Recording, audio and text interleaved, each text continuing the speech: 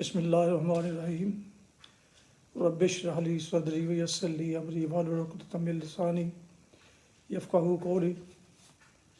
محترم سامعین، ناظرین و ویورز، السلام علیکم ورحمۃ اللہ وبرکاتہ۔ امید ہے اللہ تعالیٰ کے فضل و کرم سے خیریت سے ہوں گے۔ اللہ تعالیٰ آپ کو، آپ کے اہل خانہ کو ہمیشہ اپنی حفظ و امان میں رکھے، آمین۔ راہ ہدایت و نجات کے سلسلے کا ولاغ درس قرآن کا آغاز کرتے ہیں۔ مدرس ہوں گے جناب قاری حافظ مولانا محمد اقبال صاحب، خطیب جامعہ مسجد نگینہ مولا انصاری شیخ پورہ، اور یہ روحانی اور قرآنی ولاغ جو سراسر باعث خیر، باعث برکت، باعث ثواب و نور ہدایت ہوتا ہے، روزانہ کی بنیاد پر میں اپنے یوٹیوب چینل بشیر رشیدی سے آپ کی خدمت کے لیے، آپ کی خدمت میں پیش کرتا ہوں۔ اللہ تعالیٰ کی رضا کے لیے اللہ تعالیٰ میری یہ کاوش قبول فرمائے، آمین۔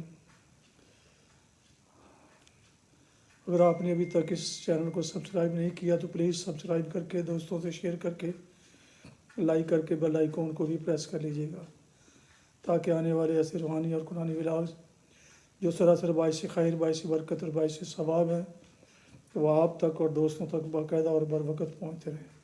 شروع کرتے ہیں آج کا درس قرآن۔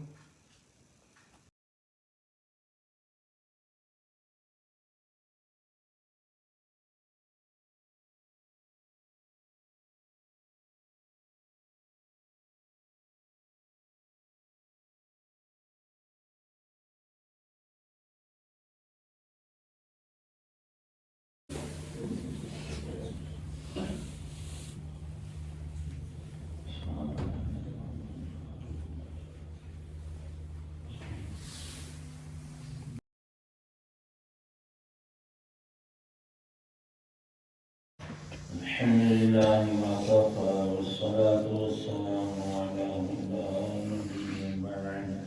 ما بعد فأعوذ بالله من الشيطان الرجيم. بسم الله الرحمن الرحيم. القارعة ما القارعة وما أدراك ما القارعة يوم يكون الناس كالفراش المبثوث وتكون الجبال كالعهن المنفوش فأما من ثقلت موازينه فهو في عيشة راضية وأما من خفت موازينه فأمه هاوية وما أدراك ما هي نار حامية. بسم الله الرحمن الرحيم. ألهاكم التكاثر حتى زرتم المقابر كلا سوف تعلمون ثم كلا سوف تعلمون كلا لو تعلمون علم اليقين لترون الجحيم ثم لترونها عين اليقين ثم لتسألن يومئذ عن النعيم. صدق الله العظيم.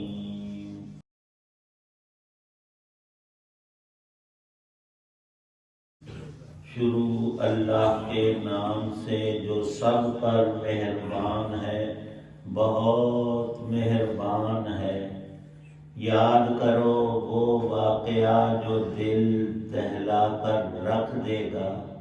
کیا ہے وہ دل دہلانے والا واقعہ؟ اور تمہیں کیا معلوم وہ دل دہلانے والا واقعہ کیا ہے؟ جس دن سارے لوگ پھیلے ہوئے پروانوں کی طرح ہو جائیں گے اور پہاڑ دھنکی ہوئی رنگین اون کی طرح ہو جائیں گے۔ اب جس شخص کے پلڑے وزنی ہوں گے تو وہ من پسند زندگی میں ہوگا، اور وہ جس کے پلڑے ہلکے ہوں گے تو اس کا ٹھکانہ ایک گہرا گڑھا ہوگا۔ اور تمہیں کیا معلوم کہ وہ گہرا گڑھا کیا ہے؟ ایک دہکتی ہوئی آگ۔ سورۃ التکاثر۔ شروع اللہ کے نام سے جو سب پر مہربان ہے، بہت مہربان ہے۔ ایک دوسرے سے بڑھ چڑھ کر دنیا کا عیش حاصل کرنے کی ہوس نے تمہیں غفلت میں ڈال رکھا ہے، یہاں تک کہ تم قبرستانوں میں پہنچ جاتے ہو۔ ہرگز ایسا نہیں چاہیے، تمہیں ان قریب سب پتہ چل جائے گا۔ پھر سن لو کہ ہرگز ایسا نہیں چاہیے، تمہیں ان قریب سب پتہ چل جائے گا۔ ہرگز نہیں، اگر تم یقینی علم کے ساتھ یہ بات جانتے ہوتے تو ایسا نہ کرتے۔ یقین جانو تم دوزخ کو ضرور دیکھو گے، پھر یقین جانو کہ تم اسے بالکل یقین کے ساتھ دیکھ لو گے۔ پھر تم سے اس دن نعمتوں کے بارے میں پوچھا جائے گا کہ ان کا کیا حق ادا کیا۔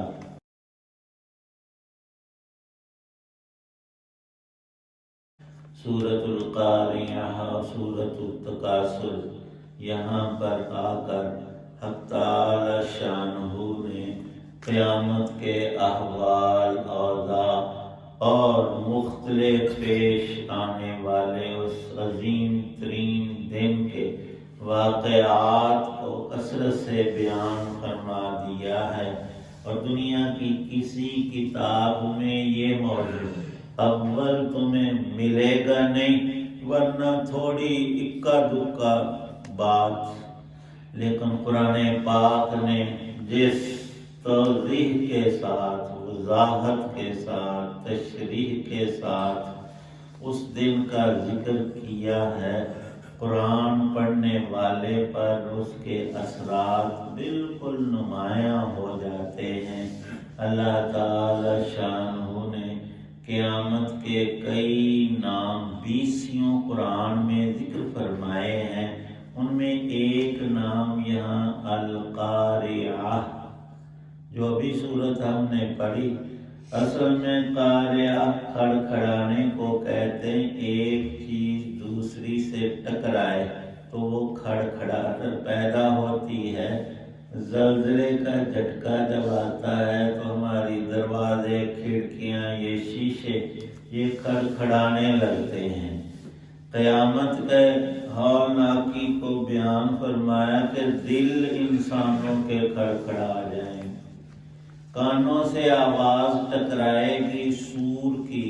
اسرافیل علیہ السلام اللہ کے حکم پر اس میں پھونک ماریں گے تو سب چیزیں اور ہمارے کان بھی اس سے لرزہ برندام ہوں گے، اور ہولناکی اتنی کہ دل دہل جائیں گے، کھڑکھڑانے لگیں گے۔ ارشاد ہے کہ اس دن لوگ پتنگوں کی طرح پھیلے ہوئے ہوں گے، کسی کا کدھر کو رخ، کسی کا کدھر کو رخ، اور چلتا ہی چلتا چلا جا رہا ہے۔ یہ ہے پہلا سور پھونکنا۔ جتنے بھی روئے زمین پر جاندار ہیں، سب سے پہلے وہ اس آواز کو سن کر اور اس کی شدت کو پا کر ان کے کلیجے پھٹ جائیں گے اور مر جائیں گے۔ اور اس آواز کا یہ اثر بھی ہوگا کہ ستارے جڑنا شروع ہو جائیں گے، سورج چاند بے نور ہو جائیں گے، ساتوں آسمان زمین سب ٹوٹ پھوٹ کا شکار ہوں گے۔ اللہ پاک فرماتے ہیں وَتَكُونُ الْجِبَالُ كَالْعِهْنِ الْمَنْفُوشِ۔ پہاڑوں کو تم دیکھتے ہو، تمہارا تصور بھی ادھر نہیں جاتا کہ یہ ختم ہو سکتے ہیں۔ انسان سڑکیں بنا رہے ہیں، پتھروں کو گھروں میں استعمال، بے شمار کٹائی کر رہے ہیں، اور پہاڑ کا ایک سرا بھی کم نہیں ہوتا۔ اتنے بڑے بڑے اور اتنے ٹھوس اور مضبوط اس آواز کا اثر ان پر یہ پڑے گا کہ یہ گرد و غبار ڈسٹ کی صورت میں اڑتے پھرتے جیسے دھنکی ہوئی رنگین اون۔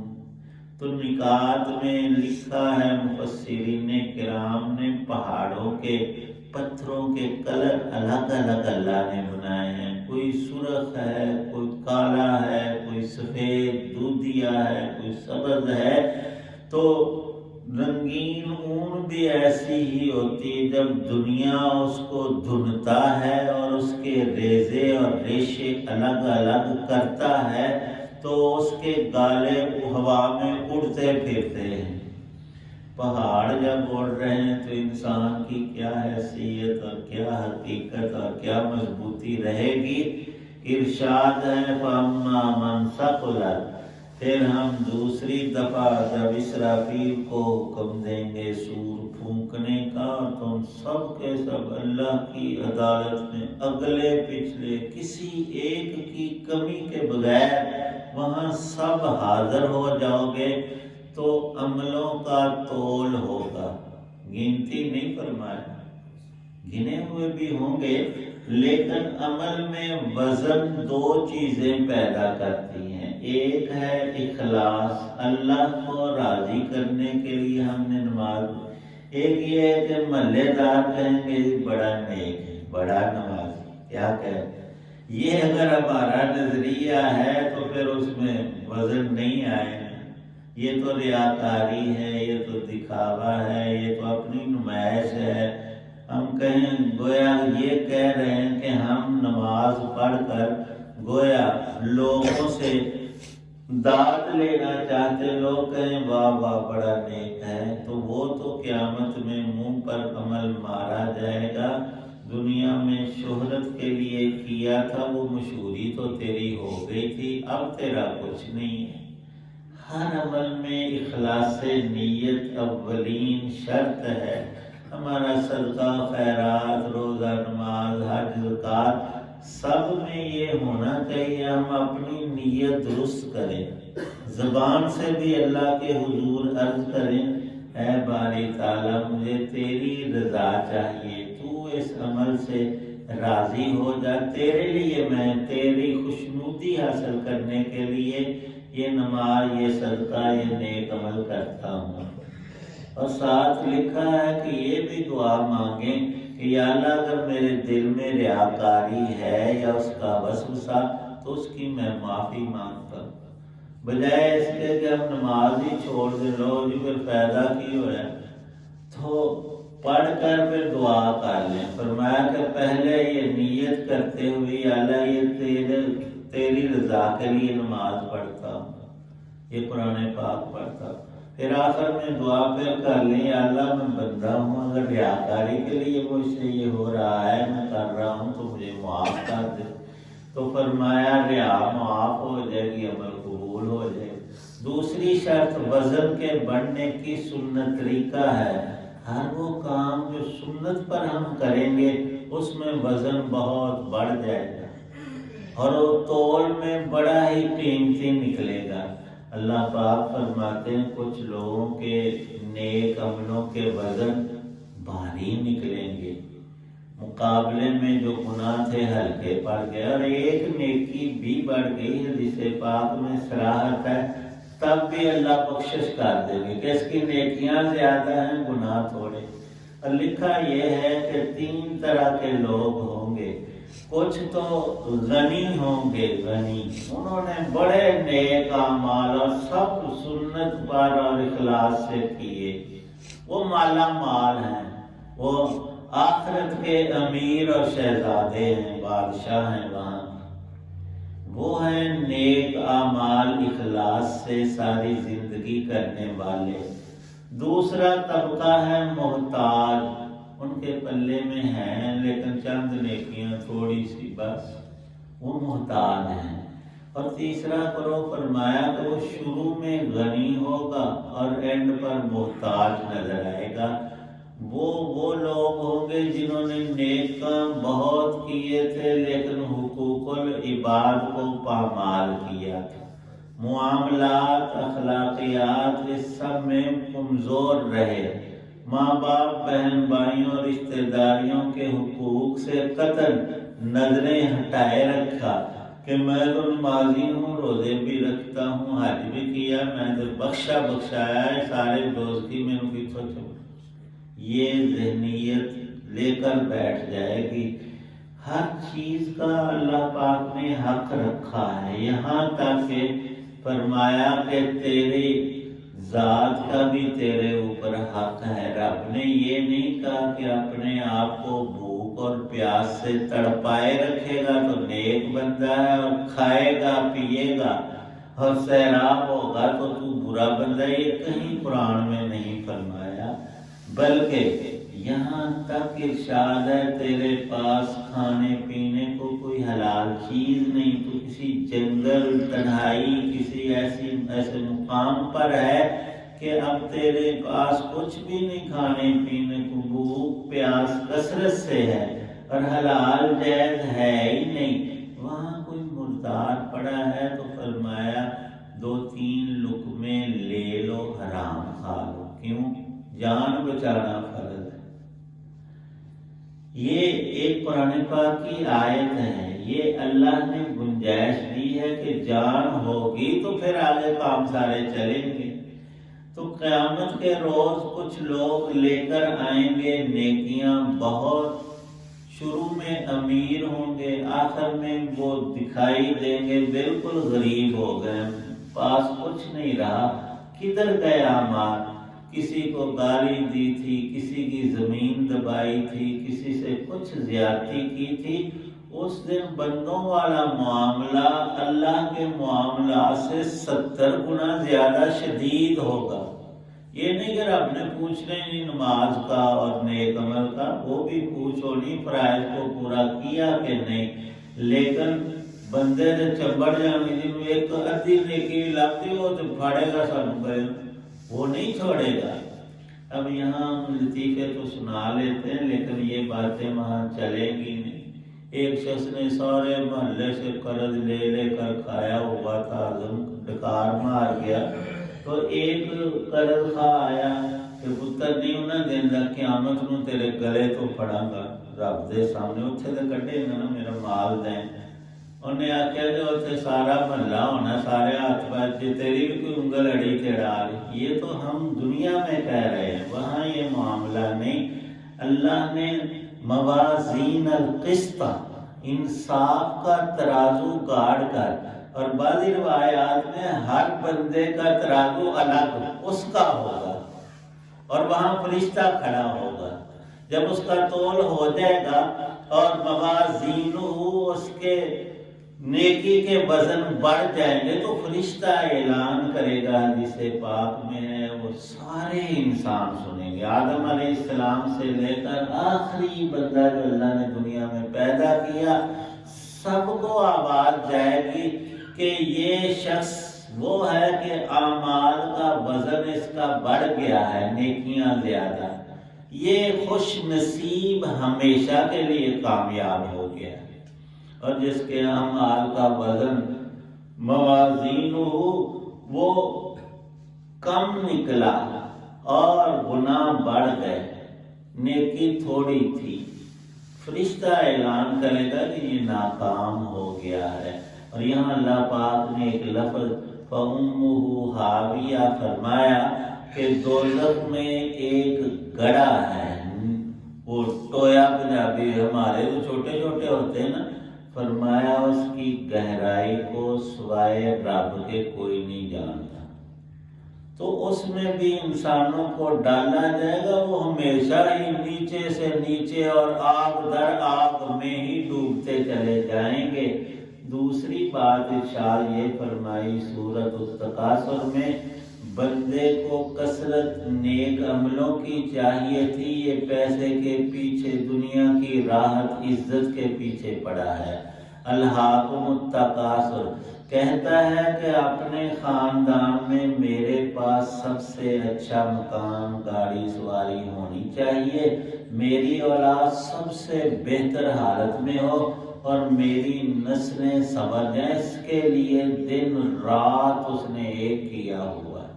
پھر اس کا نظریہ ہے کہ محلے میں فرسٹ ہو جاؤں، دنیا کی بہتات یہاں کی چیزوں میں بڑھ جاؤں، پھر ہاتھ پڑے تو ملک اور آگے ہو سکے تو ساری دنیا کو زیر کر لوں۔ موت سامنے کھڑی ہے، بالکل قریب آ چکی ہے، اس نے ابھی آ کر جفی پا لینی، آ جا پتر، لیکن ہم ہیں کہ غفلت کا شکار۔ اللہ پاک فرماتے ہیں اس دن کا نہ اے بندے انکار کر اور نہ اس کو بھول، اس کی تیاری میں لگ جا۔ اور پہلے لوگوں میں اکثر ایسا ہوتا تھا، وہ 40 سال کی عمر تک دنیا کا کچھ کام کاج کرتے اور نیکی کی کثرت ان میں ہوتی، اور پھر خود کو ریٹائر کر لیتے دنیا کی چیزوں، بیٹے پوتے سب وہ اپنا کام کرو، میں تو صرف اب اللہ کی عبادت کروں گا، کیوں میرا وقت تھوڑا رہ گیا۔ ہن بڈھا مرن لگے ہوئے وہ ٹی وی اور سکرین کو اور خبروں کو دیکھ رہا ہے کہ کتنے کی ہو رہے ہیں، تینوں کسی کی گل کچھ نہیں۔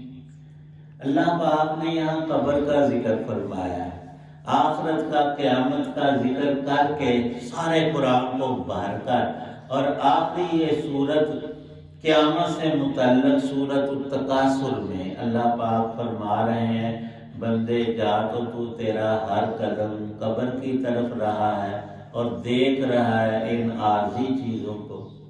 تو نے ایک محل بنایا اور اس میں کروڑ 10 کروڑ نہیں 2-4 ارب خرب روپیہ لگا دیا، اور تیرے اس محل جیسا پورے ملک میں نہیں ہے۔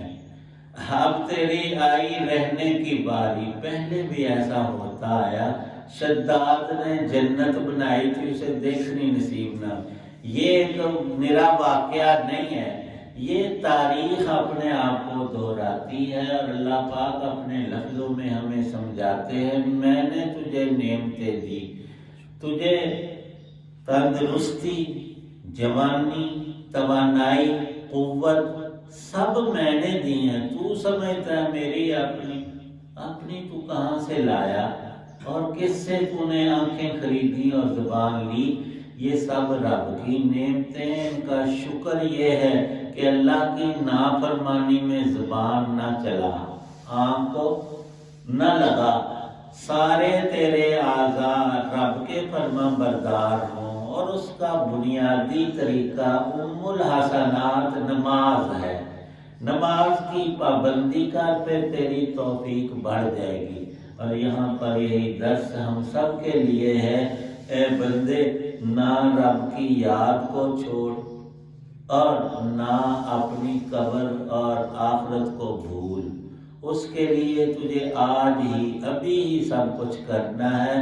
کہے کہ بعد میں رمضان آئے گا، بوڑھا ہو جاؤں گا، 70 سال کا حج کر لوں گا، موقع ملا تو ضرور کر لینا، لیکن کبھی ایسا ہوتا ہے کہ یہی دن اور یہ رات آخری بن جاتے ہیں، اور یہ ہے اللہ کا اٹل قانون جس سے بندہ بچ نہیں سکتا کوئی بھی کسی طور سے۔ اور اللہ پاک نے اسی لیے بتایا بھی نہیں کہ تیری زندگی کتنی ہے۔ ایک شخص نے سوال کیا ایک بہت بڑے عالم بعمل سے کہ حضرت مجھے کوئی نصیحت فرمائے، فرمایا کہ مرنے سے ایک دن پہلے پکی توبہ کر کے وہ دن نیکی میں گزار لینا۔ انہوں نے اگلی گل دسی، پچھلی آپ نے بتائی نہیں، پہلے تو یہ ہے کہ مجھے یہ بتائیں کہ وہ دن کون سا ہے میری زندگی کا جو آخری۔ انہوں نے فرمایا ہر دن آخری ہی ہوتا ہے، بندے کو سوچ نہ آئے تو وہ یہ دن جو آج کا ہے یہ اپنا آخری سمجھ۔ اللہ پاک صحیح سمجھ کی توفیق بنائے۔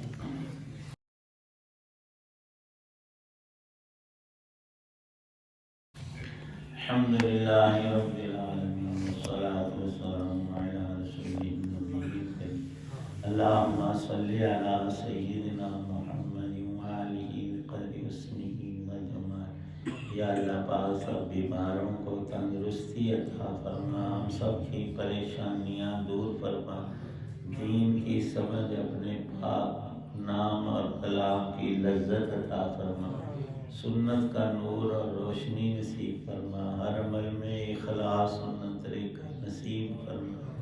جتنے بھی اہل ایمان دنیا سے چلے گئے، خاص کر ہم سب کے والدین میں سے اعزاء اہل تعلق مرد اور چھوٹے بڑے سب کی بخشش فرما، جو بخشے ہوئے ان کے درجے بلند فرما۔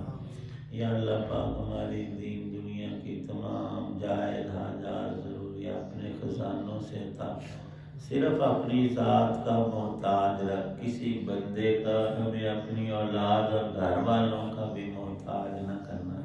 یا اللہ پاک جتنی زندگی ہے با ایمان نیک عمل اخلاص سے کرتے رہنے کی توفیق آپ ہی عنایت فرمانے والے ہیں۔ حسن خاتمہ ایمان کامل پہ خاتمہ میں سے ہر ایک کو نصیب فرمانا۔ صلی اللہ تعالی علی خیر خلقہ محمد وعلی آلہ وصحابہ واہل بیتہ اجمعین آمین برحمتک یا ارحم۔